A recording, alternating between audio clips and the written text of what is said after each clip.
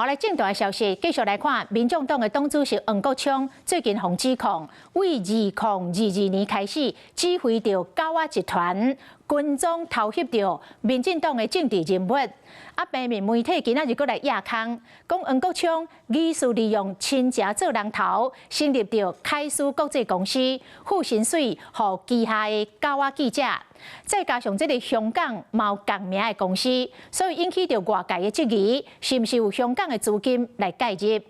黄国昌是来回应讲，台湾有偌侪人叫做开苏，敢讲拢甲伊有关系，讲这根本就是咧写科幻小说。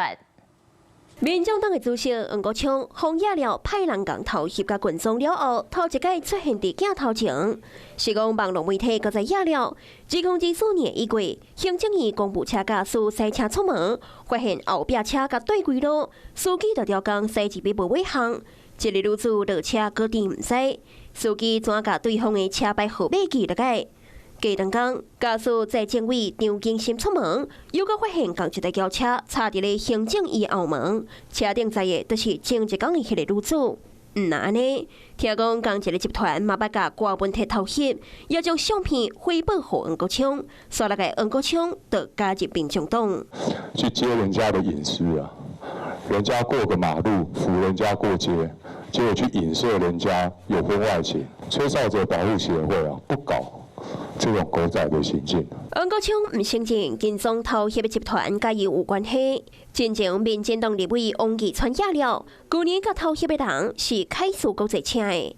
边边媒体也讲，开苏国际伫2021年12月7日成立，公司代表人甲董事，敢若黄国昌亲家李立官一个。那安尼，李立官捌投资民保，也担任甲民众党正打败求真民调的董事。香港有一间开苏国际公司在做电脑 IT 事业。开苏国际控股公司伫2009年成立，而且伫台湾开苏国际成立的隔当年，2022年就关门。同款登记伫香港的开苏国际商务公司，伫2014年3月成立，严格营业项目甲负责人拢无公开。加上开苏英语或者 KC， 甲国昌这两支共音，也互质疑开苏国际除了是黄国昌的秘密基地。团队资金敢也是来自香港？请问是哪个姻亲啊？说凯斯的英文缩写是 KC， 所以跟我有关系。台湾有多少叫凯斯的？黄国昌出面背后甲开苏国际的关系，另外针对金总偷袭的证据也变得愈来愈复杂。